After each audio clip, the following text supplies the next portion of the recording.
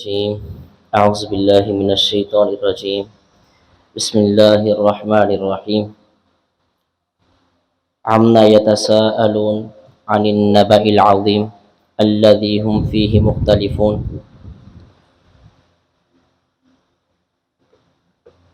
اس صورت میں یا اس پارے میں اللہ رب العزت نے آخرت کے حوالے سے، جنت اور جہنم کے حوالے سے باتیں کی ہیں۔ یہ 29واں سپارہ اور 30واں سپارہ تقریباً سارا اسی چیز سے بھرا ہوا ہے۔ تقریباً سارے پارے کے اندر اللہ رب العزت نے مختلف طریقوں سے قیامت کی ہولناکیوں کا ذکر کیا اور جہنم اور جنتیوں کا ذکر کیا ہے۔ اللہ رب العزت فرماتے ہیں ان للمتقین مفازا حدائق واعنابا وکواعب اترابا وکأسا دہاقا، کہ متقین لوگ جو کامیاب ہو گئے، حدائق واعنابا، ان کے لیے جنتوں میں باغات اور انگور ہوں گے۔ یعنی انگور کو بطور خاص ذکر کیا، چونکہ انگور ایک ایسا واحد پھل ہے کہ جو گٹھلی سمیت کھا لیا جاتا ہے اور اس کا چھلکا بھی نہیں اتارا جاتا۔ باقی جتنے بھی پھل ہیں ان کا چھلکا اتارا جاتا ہے، یا اگر چھلکا نہیں اتارا جاتا تو کم از کم اس کی گٹھلیاں ضرور باہر پھینک دی جاتی ہیں۔ یہ انگور ایک واحد پھل ہے کہ جسے انسان چھلکا بھی نہیں اتارتا، جس کا اور اس کی گٹھلی سمیت کھا جاتا ہے سارا۔ وَكَوَاعِبَ تَرَابًا، اور جنت کے اندر ان کے لیے ان کی ہم عمر لڑکیاں ہوں گی، ہم عمر حوریں ہوں گی۔ اس سے مراد یہ ہو سکتا ہے، دو تفسیر کی جا سکتی ہیں کہ نمبر ایک تو وہ لڑکیاں جو آپ کی دنیا میں بیویاں تھیں، کل قیامت کے دن اللہ رب العزت اگر انہیں جنت میں لے جائے تو وہ ان کی عمر آپ جتنی ہو جائے گی، یعنی وہ بھی کڑی الجوان بن جائیں گی۔ اور دوسری اس میں یہ چیز ہے کہ وہ حوریں جو اللہ رب العزت آپ کو عطا کرے گا وہ آپ ہی کی ہم عمر ہوں گی اور آپ ہی جیسی جوان ہوں گی۔ وَكَأْسًا دِهَاقًا لَا يَسْمَعُونَ فِيهَا لَغْوًا وَلَا كِذَّابًا، جنت الفردوس کے اندر جنتیوں کے جام چھلک رہے ہوں گے، انہیں چھلک چھلکے اچھے صاف شفاف اور نظیف جو شراب ہے، شرابن طہورہ ہے، وہ پلائی جائے گی اور انہیں طرح طرح کے جام پلائے جائیں گے۔ اور اس جنت کے اندر وہ کسی بھی قسم کی لغویات کو نہ سنیں گے اور نہ ہی وہ خود لغویات کا ارتکاب کریں گے۔ یہ اللہ رب العزت کی طرف سے ان جنتیوں کے لیے بہت ہی زیادہ مبارک عمل ہوگا۔ وَالنَّازِعَاتِ غَرْقًا وَالنَّاشِطَاتِ نَشْطًا، قسم ہے اس فرشتے کی کہ جو ڈوب کر سختی کے ساتھ جان نکالتا ہے۔ وَالنَّاشِطَاتِ نَشْطًا، اور وہ فرشتہ کہ جو مثلا جس طرح گرہ کھول دی جائے اس میں سے قطرے باہر آ جاتے ہیں، یا مشکیزہ کھول دیا جائے اس میں سے پانی باہر آ جاتا ہے۔ یہاں اللہ رب العزت اصل یہ بتانا چاہ رہے ہیں کہ نبی علیہ الصلوۃ والسلام نے فرمایا کہ جب فرشتہ کسی بھی بشر کی روح نکالنے کے لیے آتا ہے تو دو قسم کے لوگ ہوتے ہیں، یا جنتی ہوتے ہیں یا جہنمی ہوتے ہیں۔ اور جو جہنمی ہوتا ہے پہلے اس کا ذکر کیا، وَالنَّازِعَاتِ غَرْقًا، کہ جو آپ کے اندر ڈوب کے سختی کے ساتھ آپ کی روح نکالتا ہے۔ اللہ کے نبی علیہ الصلوۃ والسلام نے فرمایا کہ جو جہنمی بندہ ہوتا ہے، گناہ گار ہوتا ہے، اس کے پاس فرشتے آ کے سختی کے ساتھ اسے کہتے ہیں کہ گندی اے خبیث روح، اللہ رب العزت کی ناراض کی ہوئی روح باہر نکل۔ وہ جب باہر نہیں نکلتی، جسم میں پھیل جاتی ہے، تو وہ پھر فرشتے اندر ڈوب کے ایک ایک عضو سے سختی کے ساتھ اللہ تعالیٰ محفوظ فرمائے اس انتہائی زیادہ دقت امیز طریقے سے کے ساتھ اس کی روح نکال دیتے ہیں باہر۔ اور وَالنَّاشِطَاتِ نَشْطًا، اس کے مقابل جو دوسرا بندہ ہوتا ہے جو اللہ رب العزت کی طرف سے بڑا ہی برگزیدہ ہوتا ہے اور نیک بندہ ہوتا ہے، اس کے پاس فرشتے آ کے اس کا ادب اور احترام کرتے ہوئے بڑے اچھے طریقے سے کہتے ہیں کہ اے وہ روح کہ جس نے اللہ رب العزت کو راضی کر لیا وہ باہر آ جا۔ اور وہ روح بڑی سکون کے ساتھ، اطمینان کے ساتھ وہ باہر آ جاتی ہے، یعنی کہ وہ اس کی جان اس طرح قبض ہو جاتی ہے۔ یہاں پہ اللہ رب العزت نے ان دونوں چیزوں کا ذکر فرمایا ہے۔ اللہ رب العزت سے دعا کرنی چاہیے کہ اللہ ہمارا خاتمہ بالایمان فرمائے اور ہمیں ایسے وقت میں موت دے کہ جب ہم اس کی عبادات میں مشغول ہوں۔ وَأَمَّا مَنْ خَافَ مَقَامَ رَبِّهِ وَنَهَى النَّفْسَ عَنِ الْهَوَىٰ فَإِنَّ الْجَنَّةَ هِيَ الْمَأْوَىٰ، اور وہ شخص جو اللہ رب العزت کے سامنے کھڑا ہونے سے ڈر گیا۔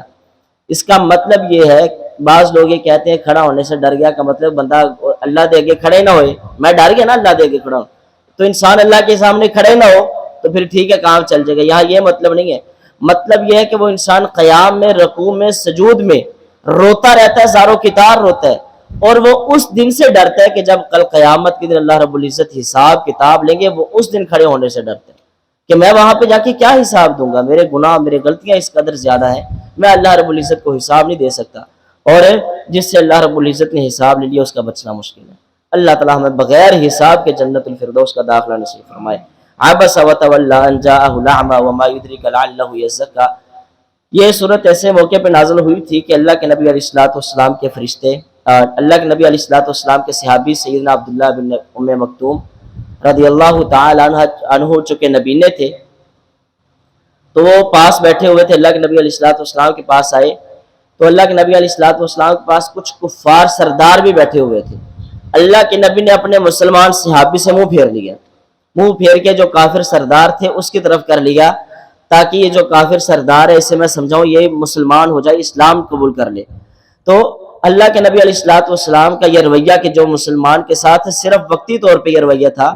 صرف وقتی طور پہ یہ رویہ تھا کہ یہ یعنی کہ اسے میں کچھ دیر بعد بھی ٹائم دے دوں گا، تو اللہ رب العزت کو یہ طریقہ بہت ہی ناگوار گزرا۔ اللہ رب العزت نے فوری ڈانٹ دیا کہ وہ نبینا صحابی جس نے تیرا کلمہ پڑھا اور عمر مٹنے کے لیے تیار ہے، تو نے اس سے منہ پھیر لیا صرف اس وجہ سے کافر آیا ہے؟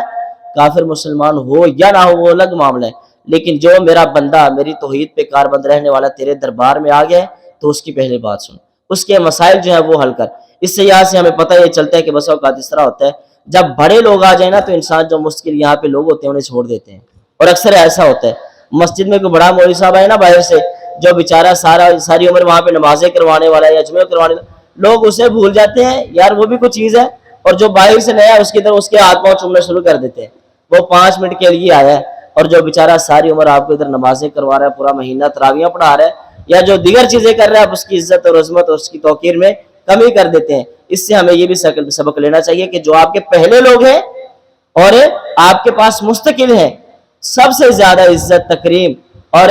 ان کے ساتھ دوستانہ رویہ ان کے ساتھ اختیار کرنا چاہیے۔ اس کے بعد اللہ رب العزت نے یہاں پہ اللہ کے نبی علیہ الصلوۃ والسلام کو بڑی سختی کے ساتھ ڈانٹا ہے۔ اس کے بعد سورۃ التکویر ہے اور سورۃ الانفطار ہے، جہنم کی ہول ناکیاں بھری پڑی ہیں یہاں کے کہ کس طرح قیامت کے نزدیک قیامت جب آئے گی تو آسمان کس طرح پھاڑ دیا جائے گا، زمین کس طرح پھاڑ دی جائے گی، اور زمین اور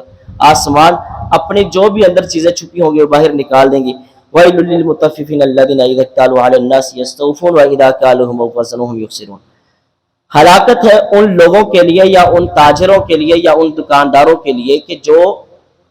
جب کسی سے مال لینا ہوتا ہے تو پورا پورا لیتے ہیں، لیکن جب جیسے ہی خود فروخت کرنا ہوتا ہے، کسی کو بیچنا ہوتا ہے، تو وہ اس مال میں یا وہ کھانے والی چیز میں کوئی بھی چیز ہو تجارت کی اس میں وہ کمی کر دیتے ہیں، یعنی ناپ تول میں کمی کرتے ہیں۔ جب لیتے ہیں تو مکمل پورا پورا ناپ کروا کے لیتے ہیں، لیکن جب جیسے ہی وہ فروخت کرتے ہیں تو ایسے اس میں ناپ کم کرتے چلے جاتے ہیں۔ اللہ رب العزت نے فرمایا کہ یہ ان لوگوں کے لیے ہلاکت ہے۔ الا یظن اولئک انہم مبعوثون، کیا انہیں یہ گمان نہیں ہے کہ قیامت کے دن وہ اٹھائے جائیں گے؟ لیوم عظیم، اور وہ جو دن ہوگا جس دن اٹھائے جائیں گے وہ دن بہت بڑا ہوگا۔ اللہ کے نبی علیہ الصلوۃ والسلام نے فرمایا کہ جو قوم ناپ تول میں کمی شروع کر دے گی اس قوم کے اوپر ظالم درندے بادشاہ مقرر کر دیے جائیں گے۔ کیا ہمارے ساتھ آج ایسا نہیں ہو رہا؟ ہمارے اوپر ہر قسم سے اور ہر زاویے سے ظالم ہمارے اوپر حکمران مقرر کیے جا رہے ہیں۔ ایک ظالم حکمران آتا ہے، جب اس کی چھٹی ہو جاتی ہے اس سے بڑھ کے ظالم آتا ہے، پھر چھٹی ہو جاتی ہے پھر اس سے بڑھ کے ظالم آتا ہے۔ یہ لوگ کہتے تھے نا شیر آئے گا تو لاگے پتہ چلے گا، وہ جو شیر پہلے اچھے کام کرتا رہا اس نے آ کے عمران خان کے بعد آ کے اس سے بھی زیادہ کام اٹھا دیا، یعنی کہ جیسے وہ آئے گا اس سے بڑھ کر ظالم آئے گا۔ اللہ رب العزت ہمیں اس ناپ توڑ کے معاملات میں بھی محفوظ فرمایا۔ اور دوسرے نمبر فرمایا یقوم الناس لرب العالمین، اللہ کے نبی علیہ الصلوۃ والسلام نے فرمایا کہ کل قیامت کے دن جب سورج سوا نیزے پہ ہوگا اور ہر بندہ اپنے اپنے گناہوں کے متبادل اپنے اپنے گناہوں کے عوض پسینے میں ڈوب رہا ہوگا، کسی کے گناہ اتنے ہوں گے کہ وہ اپنے پاؤں تک ڈوب رہا ہوگا، کسی کے گناہ اتنے ہوں گے کہ وہ اپنے کانوں تک ڈوب رہا ہوگا، اور کسی کے گناہ اتنے ہوں گے کہ وہ اپنی چھاتی تک اپنے اپنے پسینے میں ڈبکیاں کھا رہا ہوگا۔ قیامت کی ہول ناکیوں میں ذکر فرمایا اور کہا کہ لوگوں کیا آپ لوگ اگر ناپ تول میں کمی کرتے ہو تو آپ کو اس چیز سے ڈر جانا چاہیے، ایک دن اللہ رب العزت کی عدالت میں جانا ہے۔ آج آپ لوگ کسی کے مال میں ماپ تول میں کمی کرتے ہو، کل قیامت کے دن اللہ رب العزت کا جو میزان ہے، جو ترازو ہے، اس میں کسی قسم کی کمی نہیں کی جائے گی، اور اس میں وہی کچھ ملے گا جو آپ کے حق میں زیادہ بہتر تھا یا جو آپ نے کمایا تھا۔ والسماء ذات البروج واليوم الموعود وشاہد ومشہود قتل اصحاب الاخدود۔ اس میں اللہ رب العزت نے واقعہ ذکر کیا اس آیت کی تفسیر میں، ویسے تو کئی ایک واقعات ہیں لیکن جو زیادہ صحیح راجح اور ارجح ہے وہ واقعہ یہ ہے کہ مختصر کرتا ہوں. وہ اس طرح ہے کہ ایک لڑکا تھا, ایک بادشاہ تھا,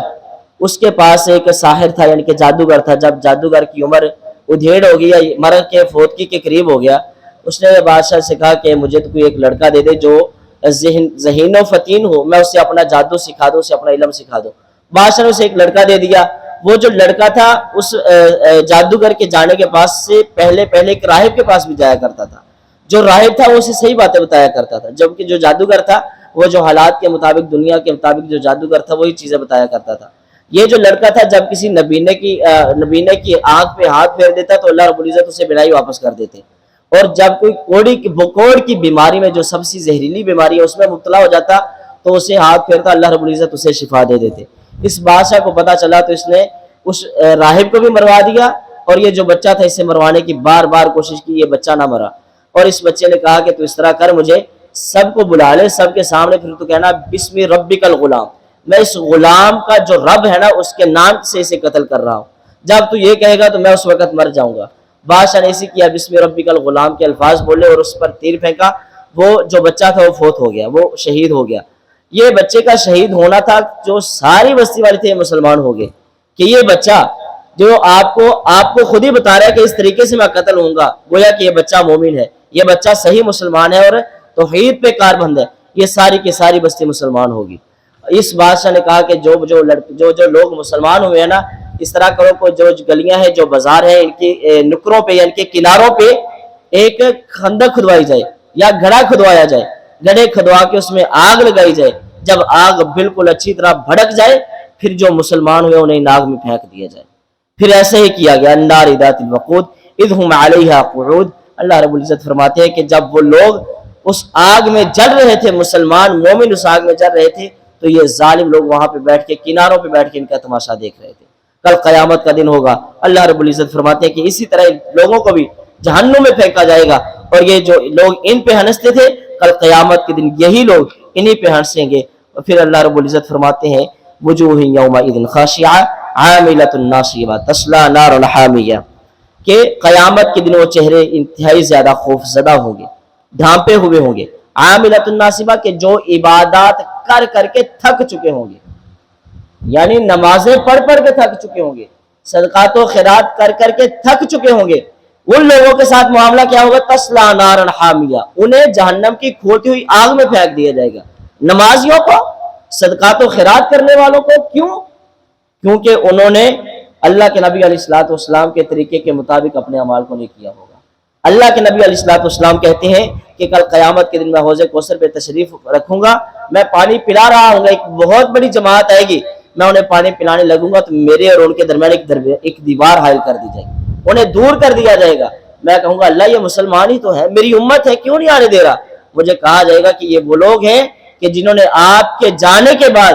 دین میں اپنی منمانیاں کرتے اور اپنی مرضی سے نئی چیزوں کو شامل کر لیا تھا. انہوں نے جو آپ کا خالص دین تھا, پکا سچا دین تھا, اس میں ملاوٹیں کرنی شروع کر دی تھی. وہ ملاوٹیں کیا کیا ہو سکتی ہیں آپ سب مجھ سے زیادہ جانتے ہیں کہ نماز میں ملاوٹ کر دینا, نماز میں اپنی طرف سے رد و بدل کر دینا, اذان میں اپنی طرف سے رد و بدل کر دینا, اسی طرح سیاسی معاملات ہو, تجارتی معاملات ہو, اپنی طرف سے ان چیزوں میں لے آنا اور کہہ دینا کہ اسلام بس یہیں تک محدود ہے, مسجد سے باہر اسلام نہ آئے. یہ جو لوگ ہوں گے تسلا نارا حامیہ تسقی من عین آنیہ. ایک حاجی صاحب اتنی بڑی داڑھی بھی رکھتے ہیں, نماز کے 5 وقت کے نمازی بھی ہیں, اس کے باوجود جب وہ دکان پہ جاتے ہیں تو اپنی تجارت کو صحیح اسلامی طریقے کے مطابق نہیں کرتے. یہی وہ لوگ ہوں گے کہ جو قیامت کے دن اللہ رب العزت انہیں کھولتی ہوئی آگ میں پھینک دے گا, اور ان کے لیے پینا کیا ہوگا, جہنم کا کھولتا ہوا گرم ابلتا ہوا پانی ہوگا. لیس لہم طعام الا من ضریع, ان کے لیے کوئی کھانا نہیں ہوگا مگر وہی درخت جس کا ہم پیچھے بار بار ذکر کر رہے ہیں, لا یسمن ولا یغنی من جوع. ان کا یہ جو کھانا ہوگا, یہ کھانا کھائیں گے, یہ کھانا کھا کے نہ یہ موٹے ہو سکیں گے اور نہ یہ پتلے ہو سکیں گے, بلکہ یہ بار بار موت کی تمنا کریں گے کہ کاش ہم اس دنیا سے چلے جاتے, یا جو ہم پہلی مرتبہ مارے گئے تھے وہی مارے جاتے. یا اس کے بعد اللہ رب العزت فرماتے ہیں کہ انسان یہ گمان کرتا ہے کہ اسے بنانے والا ایک نہیں ہے, حالانکہ لم نجعل لہ عینین, ہم ہی نے اسے 2 آنکھیں دی ہیں. کیا انسان غور نہیں کرتا کہ اسے 2 آنکھیں دی ہوئی ہیں؟ اور اللہ رب العزت فرماتے ہیں وَلِسَانٌ وَشَفَتَيْن, ہم نے اسے ایک زبان بھی دی ہے بات کرنے کے لیے اور کلام کرنے کے لیے, سچی جھوٹی سے وہ کلام بھی کرتا ہے, وَشَفَتَيْن, اور ہم نے اسے 2 ہونٹ بھی دیے. ان دو ہونٹوں کے درمیان جو یہ چیزیں انسان اسے بند کر لیتا ہے، پتہ نہیں چلتا کہ ان ہونٹوں کے درمیان کیا چیز ہے۔ اللہ رب العزت فرماتے ہیں وَهَدَيْنَاهُ النَّجْدَيْنِ، اور ہم نے یہاں پہ خواتین کا ذکر بھی ہو رہا ہے کہ جو عورت ہوتی ہے اس کی جو چھاتی ہوتی ہے وہ باہر ابری ہوئی ہوتی ہے، گویا کہ یہ عورت کی خوبصورتی میں اضافے کے لیے اللہ رب العزت فرماتے ہیں وَهَدَيْنَاهُ النَّجْدَيْنِ، ہم نے صرف مرد کو زیب و زینت نہیں دی، آنکھیں دے دی، زبان دے دیے، یا یہ ہونٹ دے دیے، کان دے دیے، یہ جو دیگر چیزیں دی ہیں، بلکہ اللہ رب العزت فرماتے ہیں ہم نے خواتین کو بھی خوبصورتی سے نوازا ہے۔ اور یہ یہاں پہ یہی چیز کا ذکر ہے وَهَدَيْنَاهُ النَّجْدَيْنِ، کہ جو عورتوں کی اور خواتین کی چھاتیاں ابری ہوئی ہوتی ہیں۔ اس کے بعد اللہ رب العزت نے نبی علیہ الصلوۃ والسلام کو فرمایا کہ جب اللہ کے نبی علیہ الصلوۃ والسلام بیمار ہو گئے تھے 3-4 دن تک وہی نہیں آئی، مشرکین مکہ نے کہنا شروع کر دیا کہ معاذ اللہ، اللہ کے نبی کو یہ جو نبی ہے اس کو اس کے شیطان رب نے چھوڑ دیا، معاذ اللہ، استغفر اللہ، اس کے رب نے اسے چھوڑ دیا۔ اللہ رب العزت فرماتے ہیں وَمَا وَدَّعَكَ رَبُّكَ وَمَا قَلَىٰ، ہم نے تجھے کبھی بھی اکیلا نہیں چھوڑا، تو ہمیشہ ہمارے ساتھ ہے۔ وَلَلْآخِرَةُ خَيْرٌ لَكَ مِنَ الْأُولَىٰ، اس چیز کے بدلے میں بہتر ہے کہ جو لوگ دنیا کو زیادہ ترجیح دیتے ہیں، آخرت کو ترجیح نہیں دیتے، حالانکہ ہونا کیا چاہیے، آخرت کو زیادہ ترجیح دیں، دنیا کو کم ترجیح دیں۔ وَلَسَوْفَ يُعْطِيكَ رَبُّكَ فَتَرْضَىٰ أَلَمْ يَجِدْكَ يَتِيمًا فَآوَىٰ، تو یہ کیا گمان کرتے ہیں ہم نے تجھے یتیم پیدا کیا تو تجھے کسی قسم کی آسائش نہیں دی؟ لوگوں کے باپ سیر کروانے کے لیے مختلف جگہ پہ لے کے جاتے ہیں، ہم نے تجھے سدرۃ المنتہا پہ بلا لیا سیر کروانے کے لیے۔ لوگ اپنے بیٹوں کو کھلونے لا کے دیتے ہیں، ہم نے چاند کو تیرے ماتحت کر دیا، چاند نے ہم کو تیرا کھلونا بنا دیا، تاکہ تو چاند کی طرف دیکھے اشارہ کرے تو وہ چاند 2 ٹکڑے ہو کے تیرے قدموں میں گر جائے۔ ہم نے تجھے سب سے زیادہ بڑھ کے دیا ہے، تجھ سے بڑھ کے کسی کو نہیں دیا۔ اللہ رب العزت فرماتے ہیں وَرَفَعْنَا لَكَ ذِكْرَكَ، اے ہمارے محبوب پیغمبر ہم نے تیرا ذکر بلند کر دیا۔ کتنا بلند کیا کہ قیامت کی صبح تک جہاں جہاں میرا نام لیا جائے گا وہاں پہ تیرا نام لیا جائے گا۔ وہ نماز میں نماز قبول نہیں کروں گا کہ جس نماز میں تیرا ذکر نہ ہو، وہ اذان نہیں ہے کہ جس اذان میں تیرا ذکر نہ ہو، وہ اقامت نہیں ہے جس اقامت میں تیرا ذکر نہ ہو، وہ تجارت نہیں ہے کہ جو تجارت تیرے اصولوں پہ رہ کے نہ کی جائے، وہ سیاست نہیں ہے کہ جو سیاست تیرے اصولوں پہ رہ کے نہ کی جائے، وہ معاشرہ ہی نہیں ہے، ہم اسے کبھی بھی ترقی نہیں دیتے کہ جو معاشرہ تجھے پس پشت ڈال کے، تیرے اصولوں کو پس پشت ڈال کے اور میرے احکامات کو پس پشت ڈال کے اوپر چلا جائے، ہم اس معاشرے کو اوپر نہیں جانے دیتے۔ وَرَفَعْنَا لَكَ ذِكْرَكَ، لہٰذا ہم نے تیرا ذکر بلند کر دیا۔ جب تک ہمارا ذکر بلند رہے گا، جب تک ہمارا نام لیا جاتا رہے گا، تب تک تیرا نام لیا جاتا رہے گا۔ لَقَدْ خَلَقْنَا الْإِنسَانَ فِي أَحْسَنِ تَقْوِيمٍ، اللہ رب العزت نے کہ ایک قسمیں اٹھا کے کہا کہ انسان ہم نے تجھے بڑا ہی خوبصورت پیدا کیا ہے،